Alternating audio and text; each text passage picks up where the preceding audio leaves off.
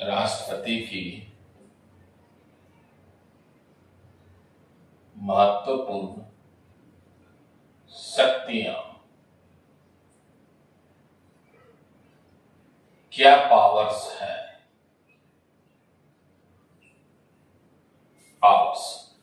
और इस पावर को जानने के लिए हम लोग इसको विभिन्न भागों में देखेंगे। कितने प्रकार की पावर्स किया गया है, विभाजन किया गया है। सबसे पहले जो शक्ति है राष्ट्रपति की, कार्यपालिका शक्ति है।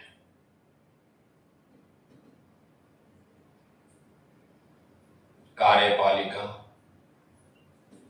शक्ति, जिसे इंग्लिश में कहते हैं एग्जीक्यूटिव पावर्स। एग्जीक्यूटिव पावर्स और प्रेसिडेंट है।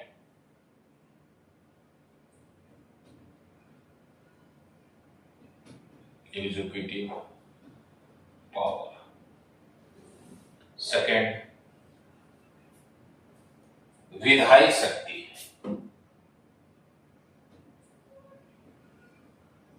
विधायी शक्ति, लेजिस्लेटिव पावर।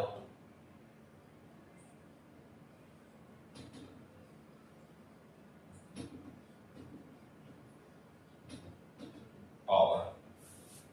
थर्ड, वित्तीय शक्ति।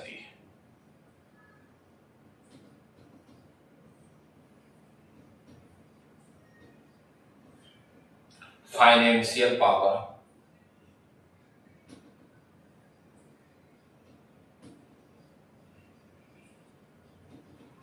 पावर। और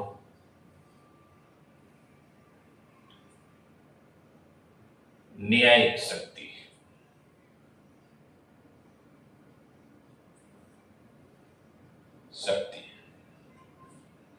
न्यायिक शक्ति से 25 जून 2025 को जो 2025 का आईएएस का पेपर हुआ, उसमें भारत के राष्ट्रपति का न्यायिक शक्ति से क्वेश्चन भी पूछा गया है कि भारत के राष्ट्रपति न्यायिक शक्ति में जो निर्णय लेते हैं उसका न्यायिक पुनर्विलोकन किया जा सकता है या नहीं। ये आपका 2 स्टेटमेंट दिया हुआ था, उस स्टेटमेंट के आधार पर वो क्वेश्चन पूछा गया है। तो न्यायिक शक्ति के संबंध में हम लोग देखेंगे डिटेल से। न्यायिक शक्ति में बहुत ही इंपॉर्टेंट टॉपिक है जो सभी जगह एग्जाम में क्वेश्चन आता है। फिर न्यायिक शक्ति जब पढ़ेंगे तो हम लोग सुप्रीम कोर्ट का इसमें ऑर्डर भी देखेंगे कि सुप्रीम कोर्ट का क्या ऑर्डर है। तो यह बहुत ही इंपॉर्टेंट टॉपिक है। नेक्स्ट, आपातकालीन शक्ति।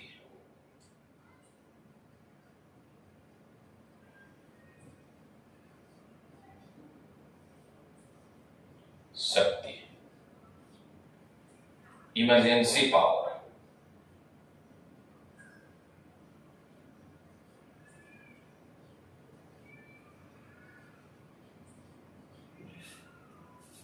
और न्यायिक शक्ति में जो है जुडिशियल पावर हो जाएगा।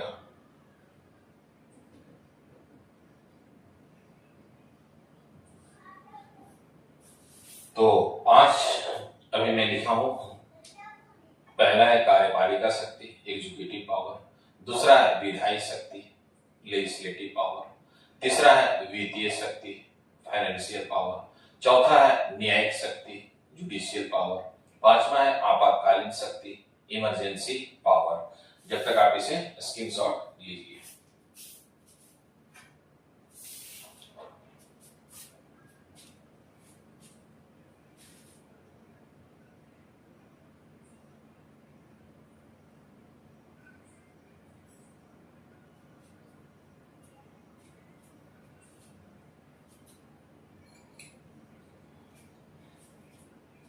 Next,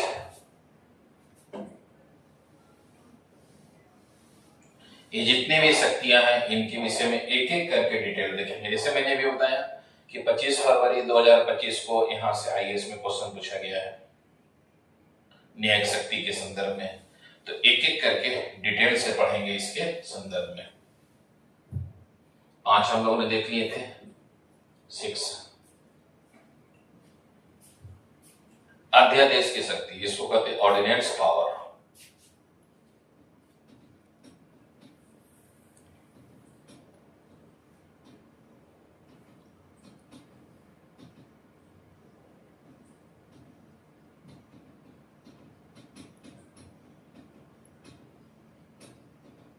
ordinance power. नेक्स्ट, विदेशी शक्ति।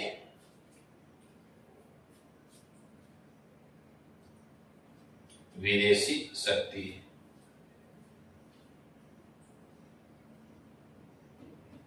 विदेशी शक्ति।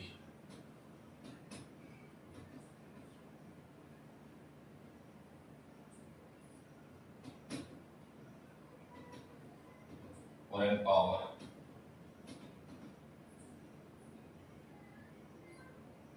नेक्स्ट, सैनिक शक्ति।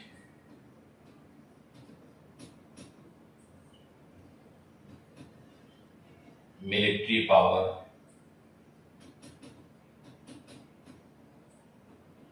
Military power. Next, veto power. Veto शक्ति।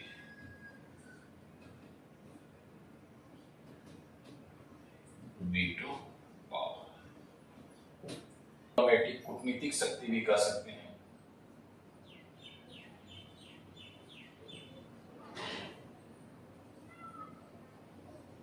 Diplomatic power.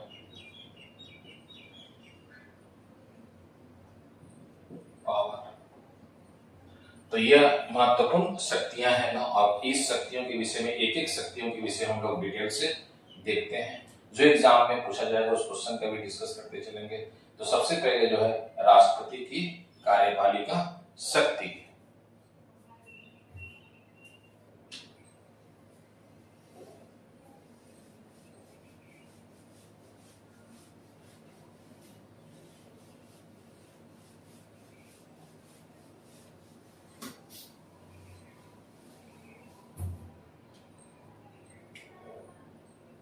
Executive power of president, कार्यपालिका शक्ति।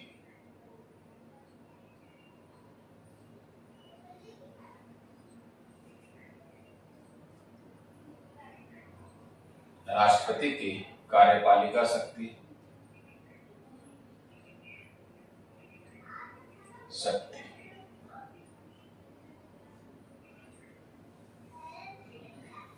अब कार्यपालिका शक्ति का एग्जीक्यूटिव पावर्स के मीनिंग है, जब देखेंगे संसदीय शासन व्यवस्था में दो प्रकार की शासन व्यवस्था को अपनाया गया है।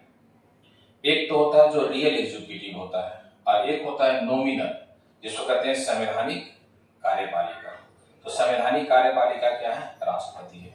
और जब आप पढ़ेंगे अनुच्छेद 74, तो अनुच्छेद 74 में कहा गया क्या है कि संघ का मंत्री परिषद बनाएगा। भारत के राष्ट्रपति राष्ट्र के प्रशासन को चलाने के लिए, ये संपूर्ण राष्ट्र के प्रशासन को चलाने के लिए एक काउंसिल ऑफ मिनिस्टर्स बनाएगा, और उस काउंसिल ऑफ मिनिस्टर जो होंगे उसका जो चीफ होगा वो प्राइम मिनिस्टर होगा, और सभी की नियुक्ति कौन करेंगे? राष्ट्रपति करेंगे। तो कहने का मतलब ये हुआ कि अनुच्छेद 74 में जो काउंसिल ऑफ मिनिस्टर बन रहा है वो राष्ट्र के प्रशासन को चलाने के लिए बनाया जा रहा है, और किसके द्वारा बनाया जाएगा? राष्ट्रपति। फिर अनुच्छेद 77 में क्या कहा गया है? अनुच्छेद 77 में कहा गया है कि भारत में सभी प्रकार के प्रशासन, सभी प्रकार के कार्य राष्ट्रपति के नाम से किया जाएगा। तो इसमें सबसे इंपॉर्टेंट क्या है कि भारत के राष्ट्रपति राष्ट्र के प्रशासन को चलाने के लिए एक मंत्री परिषद का गठन करता है।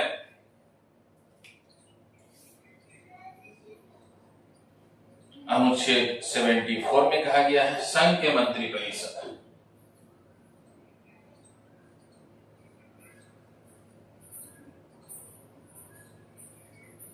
मंत्री परिषद।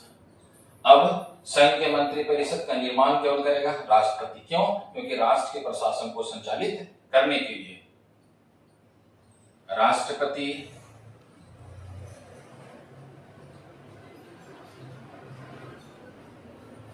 राष्ट्र के प्रशासन को चलाने के लिए, राष्ट्र के प्रशासन को चलाने के लिए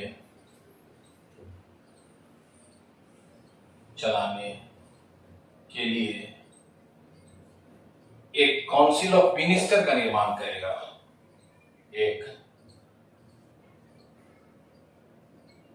council of minister. Council of ministers का निर्माण करेगा।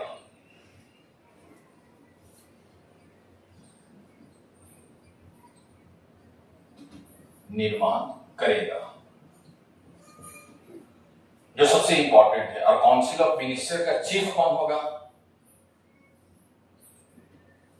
चीफ भारत का प्रधानमंत्री होगा।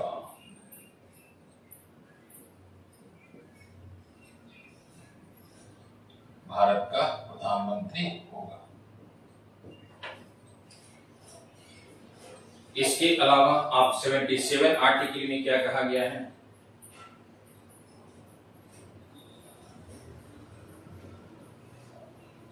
भारत सरकार का सभी कार्य राष्ट्रपति के नाम से संचालित किया जाएगा। भारत सरकार का सभी कार्य राष्ट्रपति के नाम से संचालित किया जाएगा।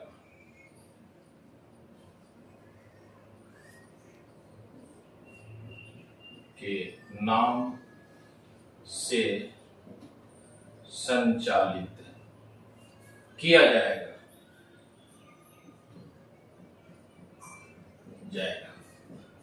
और भारत के राष्ट्रपति क्या है? संवैधानिक प्रमुख है। भारत का राष्ट्रपति नॉमिनल चीफ है, यह संवैधानिक प्रमुख है। संवैधानिक प्रमुख है। जबकि राष्ट्र का वास्तविक कार्यपालिका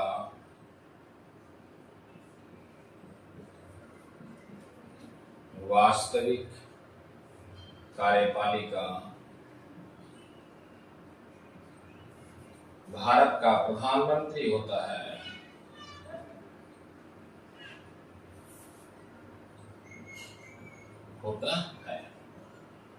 ये कुछ बेसिक चीजें जो आपको जानना है कि संघ की कार्यपालिका शक्ति का मतलब हो गया कि राष्ट्र के प्रशासन को चलाने के लिए भारत के राष्ट्रपति काउंसिल ऑफ मिनिस्टर्स बनाता है। और काउंसिल ऑफ मिनिस्टर का जो चीफ होता है वह भारत के प्रधानमंत्री होते हैं।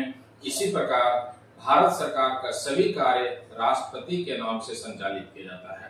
2 अनुच्छेद में आप इसका एक्सप्लेन करेंगे। इसके अलावा प्रधानमंत्री की नियुक्ति कौन करता है? राष्ट्रपति। प्रधानमंत्री के कहने पर अन्य मंत्रियों की नियुक्ति कौन करता है? राष्ट्रपति। जबकि विभागों का बंटवारा का अधिकार राष्ट्र प्रधानमंत्री के पास है कि कौन सा मंत्रालय किससे दिया जाएगा, यह पावर किसके पास है? यह प्रधानमंत्री के पास है। तो इसलिए यह इंपॉर्टेंट है, यह जुड़ा हुआ है। इसके अलावा जब तक आप इसका स्क्रीनशॉट लीजिए।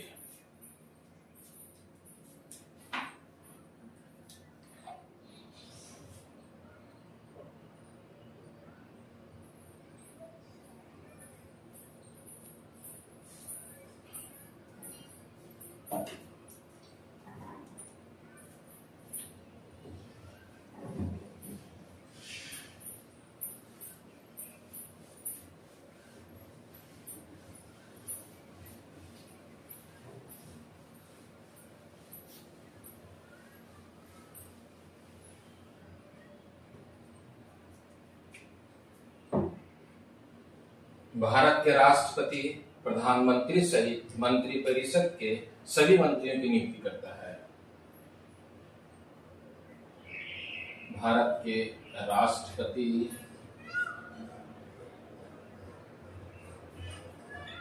प्रधानमंत्री सहित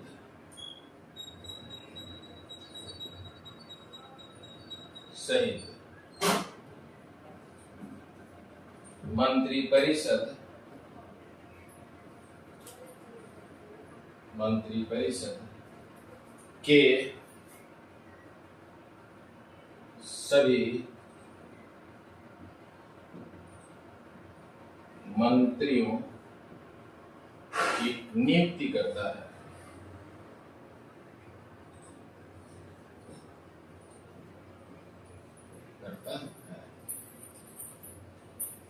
राष्ट्रपति प्रधानमंत्री के कहने पर अन्य मंत्रियों को नियुक्त भी करता है।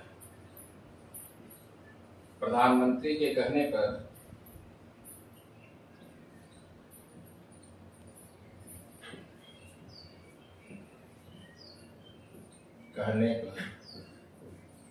अन्य मंत्रियों की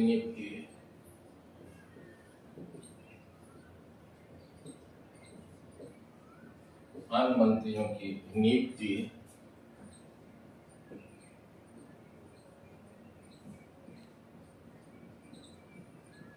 राष्ट्रपति करता है।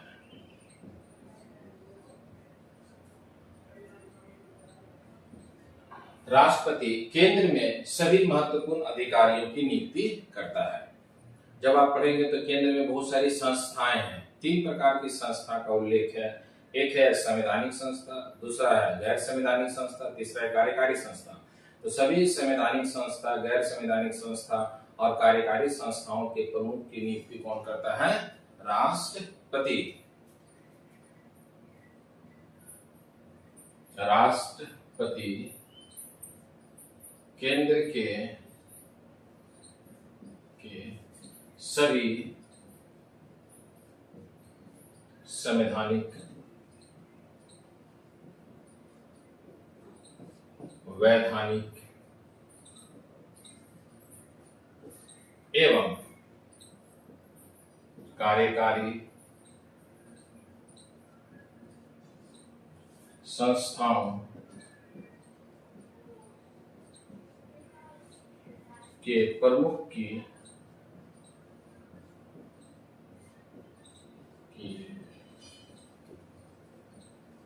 नियुक्ति करता है।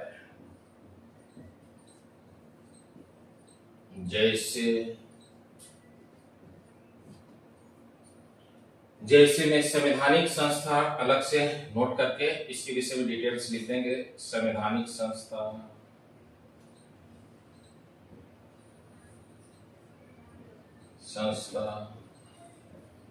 संवैधानिक संस्था में कौन कौन लोग आ जाएंगे?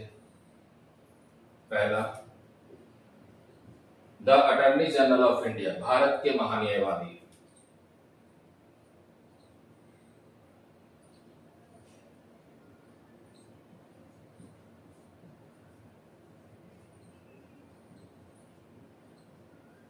न्यायवादी।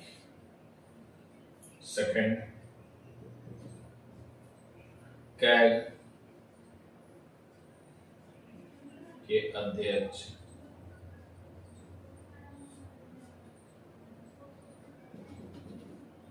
चुनाव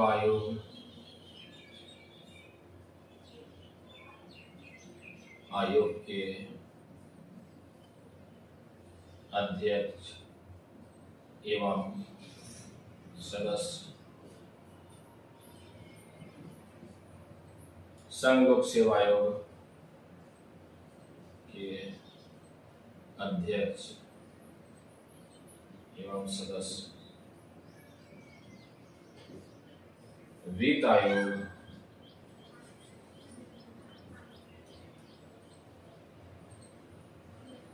आयोग के अध्यक्ष एवं सदस्य। अंतरराज्य परिषद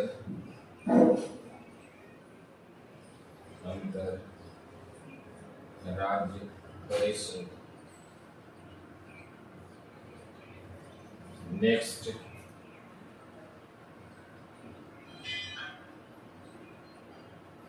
एससी आयोग के अध्यक्ष एवं सदस्य।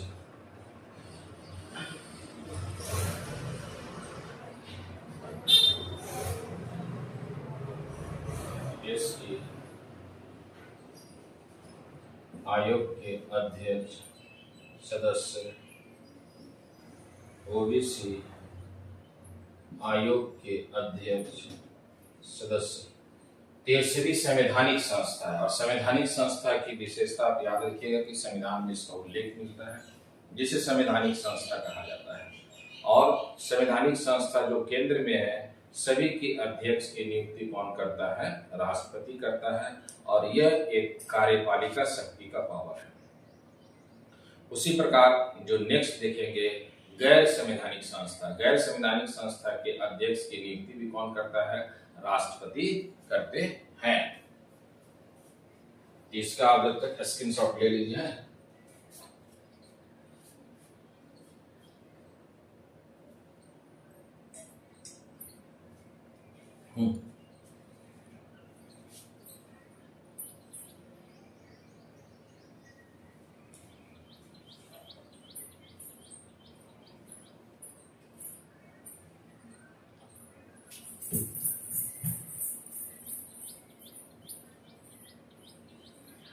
जैसे इसमें क्या है कि सभी का आप अध्यक्ष भी याद रखिएगा, बहुत बेस्ट होगा।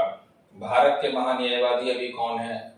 तो आर वेंकटरमणी है। अब महान्यायवादी से जो नीचे होता है वह सॉलिसिटर जनरल होता है, जो तुषार मेहता है। एक होता है अतिरिक्त सॉलिसिटर जनरल, वह भी इंपॉर्टेंट है। तो इसमें आप जब पढ़ें तो इसका अध्यक्ष कौन याद रखें। कैग का अध्यक्ष कौन है? के संजय मूर्ति है। चुनाव आयोग का कौन है? ज्ञानेश कुमार है। यूपीएससी का चेयरमैन कौन है? तो इसमें अजय कुमार है, डॉक्टर अजय कुमार। वित्त आयोग के 16वें वित्त आयोग का अध्यक्ष कौन है? अरविंद पंगड़िया है। अंतरराज्य परिषद, इसी प्रकार इसे आप याद रखेंगे तो आपके लिए सबसे बेस्ट होगा भी। अब जैसे इसमें आर्टिकल देखना, अनुच्छेद देखना, किस अनुच्छेद में है? तो यह 76 में है, यह 148 से 151 है। चुनाव आयोग 324 से 29 है। यूपीएससी 308 से 323 है। वित्त आयोग 280 है। अंतरराज्य परिषद 263 है। एससी आयोग 238 है। फिर एसटी आयोग 238 ए है। फिर ओबीसी आयोग 238 बी है। तो यह बहुत ही इंपॉर्टेंट है। 200 नहीं, यहाँ आप याद रखिएगा 300 है सभी।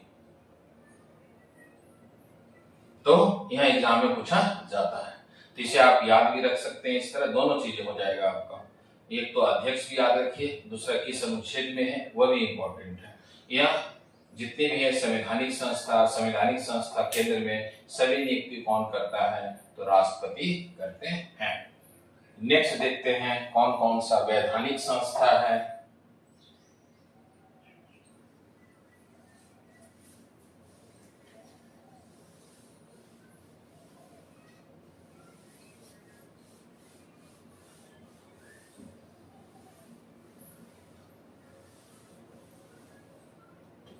वैधानिक संस्था या गैर संवैधानिक संस्था, जो भी आप कह सकते हैं।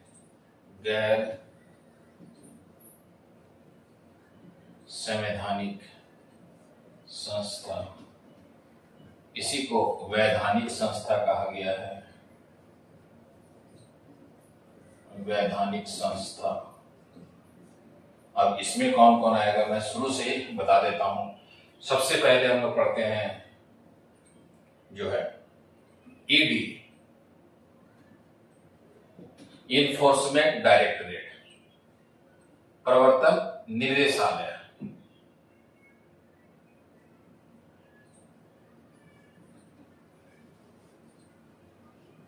इन्फोर्समेंट डायरेक्टर,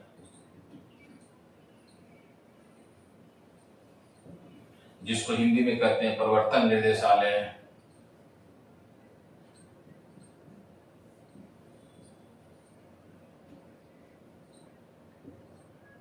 और अभी कौन है प्रवर्तन निर्देशालय? इसी बना कब है, इसके लिए मैं अलग से क्लास ले लूंगा एक, कि गैर संवैधानिक संस्था कौन कौन है, कब बनाया गया, कौन सी कमेटी ने रिकमेंड किया है, ठीक है ना। इसके विषय में अलग से बता दूंगा। अभी तो मैं राष्ट्रपति की कार्यपालिका शक्ति देख रहे हैं, ये 1956 में बनेगा। और इसका मुख्यालय कहाँ? नई दिल्ली में। वर्तमान समय में इसका अध्यक्ष कौन है? राहुल नवीन है, सेकेंड। फिर इसी समय बनता है आपको है रीजनल काउंसिल, क्षेत्रीय परिषदें। रीजनल काउंसिल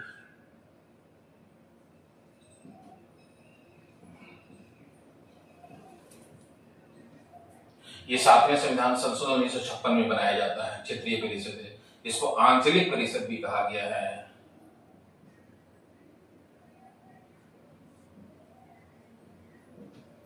इसके भी अध्यक्ष की नियुक्ति कौन करेगा? राष्ट्रपति करते हैं। इस तरह आंचलिक परिषद के ये क्षेत्रीय परिषद की, क्षेत्रीय परिषद पहले 5 था, ये भी 1956 में बनेगा। पहले क्या था? 5 था, फिर आगे चल करके एक और भी जोड़ दिया गया। अब टोटल कितने हो गए हैं? 6 क्षेत्रीय परिषद। इंदिरा गांधी ने 1971 में उत्तर पूर्वी राज्यों के लिए एक अलग नॉर्थ ईस्ट काउंसिल का निर्माण की थी। नेक्स्ट, 1962 में भारत के होम मिनिस्टर थे, खास करके लाल बहादुर शास्त्री थे, तो भ्रष्टाचार से काफी परेशान थे। तो भ्रष्टाचार को समाप्त करने के लिए के संथानम, दूसरे वित्त आयोग के अध्यक्ष थे के संथानम, उनके नेतृत्व में 1962 में एक समिति बनाए थे।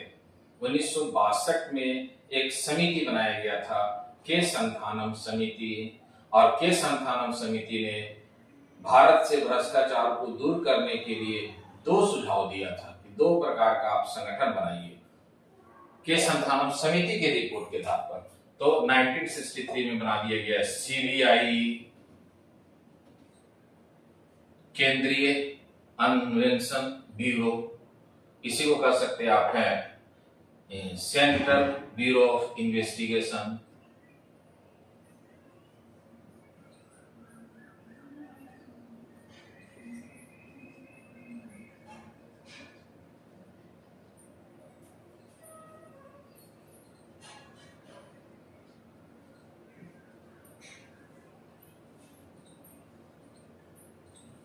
अच्छा, इस बनाने के लिए सुझाव कौन देगा? ये सुझाव देगा के संथानम समिति, 1963 में बनेगा।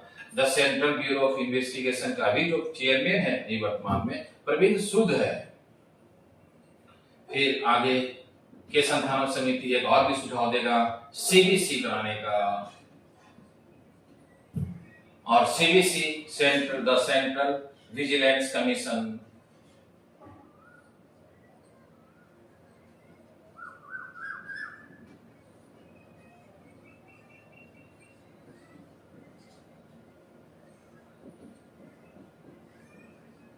कमीशन ये कब बन जाएगा? ये बनेगा 1964 में। इसका जो अध्यक्ष प्रवीण कुमार श्रीवास्तव है। नेक्स्ट, एक प्रथम प्रशासनिक सुधार आयोग बनेगा, वो बनाने का सुझाव देगा लोकपाल आयोग, लोकपाल कमीशन, लोकपाल आयोग। लोकपाल आयोग बनेगा कब? 2019 में बनेगा, 19 मार्च 2019 को बनाया जाएगा, और इसका पहला चेयरमैन बनाया जाएगा पीसी घोष को, पिनाकी चंद्र घोष को बनाया जाएगा। तो ये सभी गैर संवैधानिक संस्था है। इसके अलावा नेशनल वुमेन कमीशन, राष्ट्रीय महिला आयोग, राष्ट्रीय महिला आयोग, ये बनेगा 1992 में। वर्तमान में राष्ट्रीय महिला आयोग के अध्यक्ष विजया किशोर राहटकर है, जो क्रम में 9th है। नेक्स्ट,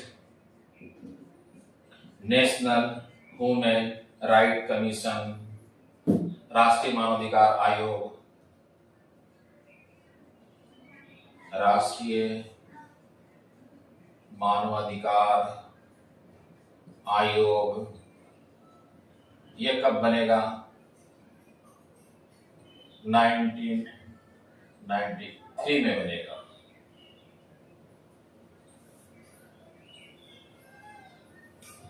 राष्ट्रीय मानवाधिकार आयोग भी एक गैर संवैधानिक संस्था है। इसके भी अध्यक्ष की नियुक्ति कौन करता है? राष्ट्रपति करते हैं। और यह राष्ट्रीय मानवाधिकार आयोग जो है वर्तमान में कौन है? वी रामा सुब्रमण्यम है। Next, CIC central information commission, केंद्रीय सूचना आयोग,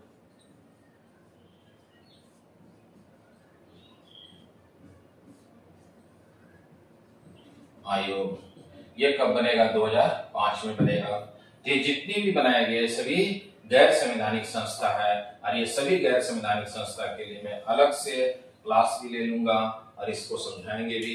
लेकिन अभी हम लोग पढ़ रहे हैं राष्ट्रपति की कार्यपालिका शक्ति, इसलिए राष्ट्रपति की कार्यपालिका शक्ति में ये सभी गैर संवैधानिक संस्था है। वैधानिक संस्था है। वैधानिक संस्था का अर्थ होता है कि जिस संस्था का निर्माण भारतीय संसद में किया जाएगा उसे वैधानिक संस्था कहते हैं।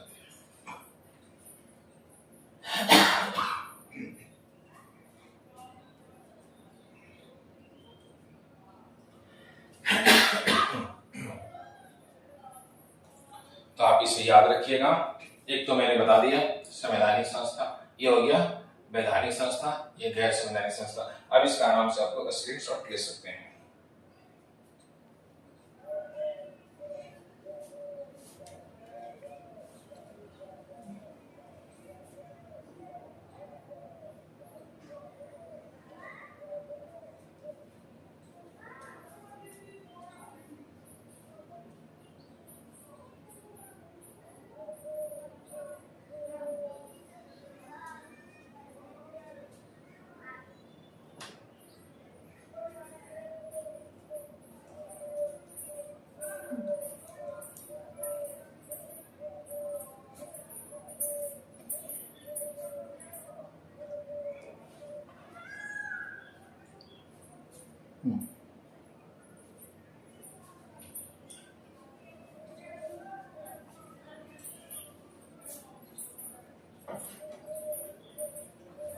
इसके अलावा ये इंपॉर्टेंट है, जो इसमें इसका जब भी क्वेश्चन पूछता है, जैसे इस बार देखिएगा 2 फरवरी 2025 को आरएस का पेपर हुआ, ये क्वेश्चन पूछा है।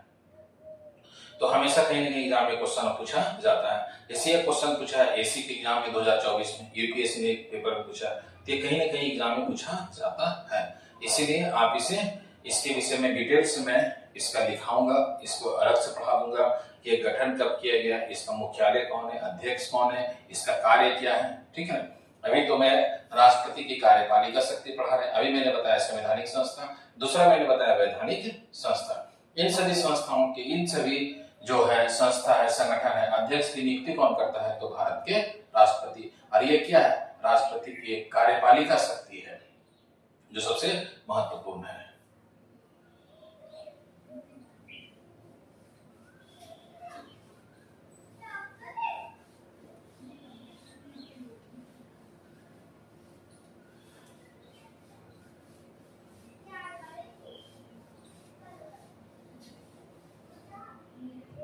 इसके अलावा कार्यपालिका शक्ति के अंतर्गत भारत के राष्ट्रपति सभी राज्यों के राज्यपाल की नियुक्ति करता है।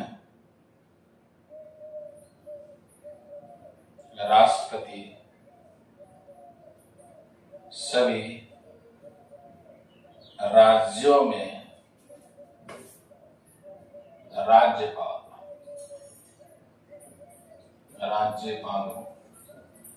की नियुक्ति करता है।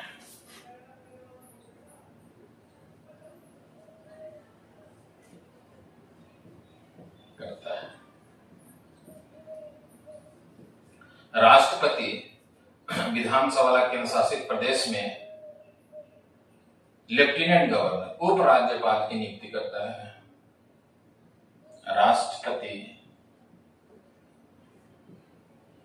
विधान सभा वाला केंद्र शासित प्रदेश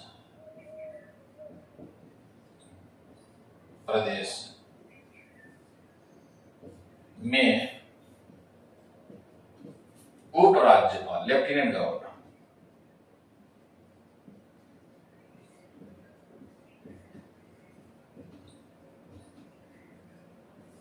नियुक्ति करता है।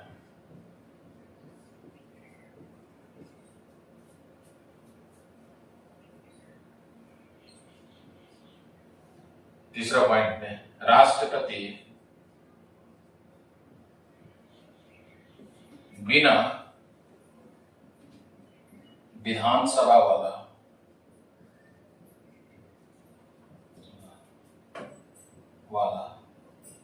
केंद्र शासित केंद्र शासित प्रदेश में प्रशासक एडमिनिस्ट्रेटर प्रशासक की नियुक्ति करता है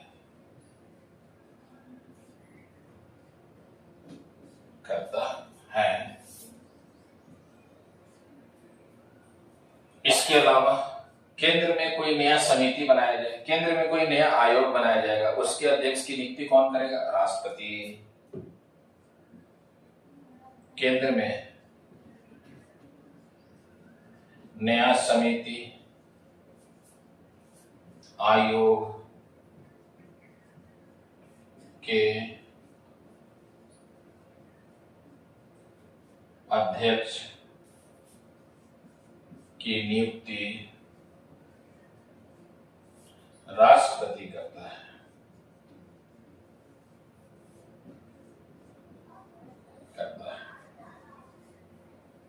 तो यह कुछ राष्ट्रपति की कार्यपालिका शक्ति है।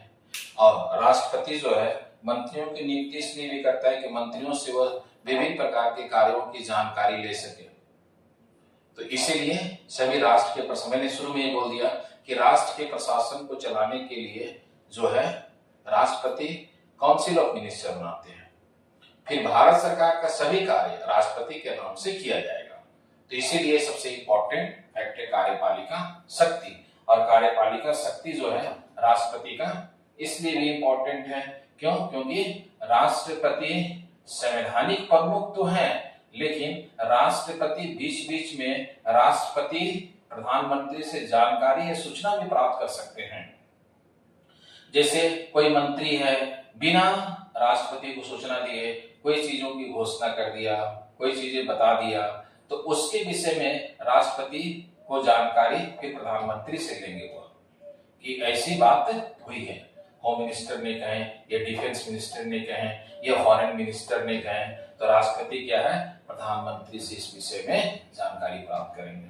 और अनुच्छेद 78 में कहा भी गया है कि भारत के प्रधानमंत्री राष्ट्र के विकास के लिए जो भी काम करेगा वो इसकी सूचना किसको देगा? राष्ट्रपति को देगा। और राष्ट्रपति क्या करेंगे? सूचना ले भी सकते हैं। तो यह कार्यपालिका शक्ति है। और कार्यपालिका शक्ति में यह सभी राष्ट्र में जैसे बहुत सारा आयोग बनाया जाता है। जैसे 2023 में आयोग बनाया गया था रामनाथ कोविंद के नेतृत्व में, वन नेशन वन इलेक्शन की बात किया गया, एक राष्ट्र एक चुनाव। तो समिति बना दी गई, आयोग बना दिया गया।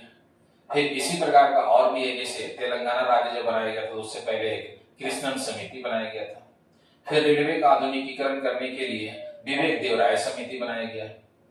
फिर कस्तूरी रंगन समिति बनाया गया न्यू एजुकेशन पॉलिसी को लागू करने के लिए, सुझाव देने के लिए। तो जितनी भी आयोग बनेगा, जितनी भी समिति बनेगा, ये सभी को अपॉइंटमेंट कौन करेंगे? राष्ट्रपति करेंगे। क्यों? क्योंकि राष्ट्रपति की कार्यपालिका शक्ति है, एग्जीक्यूटिव पावर है राष्ट्रपति। और केवल नियुक्ति नहीं करेंगे, राष्ट्रपति समय समय पर वहां पर ही उनसे यह मांग भी सकते हैं कि आपके कार्य कहां तक बढ़ा है। इसलिए राष्ट्रपति की कार्यपालिका शक्ति सबसे महत्वपूर्ण है। इसमें मेंस में भी क्वेश्चन पूछा जाता है, जो भी आप देंगे मेंस का सिविल में, उसमें ये क्वेश्चन पूछा भी जाता है कि राष्ट्रपति की कार्यपालिका शक्ति क्या है, ये आपको बताना पड़ेगा, जो सबसे महत्वपूर्ण है। तो आज हम लोगों ने देखे राष्ट्रपति की एक शक्ति, कार्यपालिका शक्ति। नेक्स्ट क्लास में देखेंगे हम लोग हैं राष्ट्रपति की विधायी शक्ति। विधायी शक्ति में भी हम लोग देखेंगे तो अलग अलग करके पार्ट बांध करके देखेंगे। उसमें भी विधायी शक्ति बहुत ही इंपॉर्टेंट है। क्यों? क्योंकि राष्ट्रपति की अनुमति के बिना तो कोई प्रस्ताव में कानून ही नहीं बनेगा। तो राष्ट्रपति के पास क्या है? लेजिस्लेटिव पावर भी है, जो सबसे महत्वपूर्ण माना जाता है। और यह टॉपिक भी बहुत महत्वपूर्ण है। तो नेक्स्ट क्लास में देखेंगे हम लोग विधायी शक्ति का। All the best. जय हिंद, जय भारत।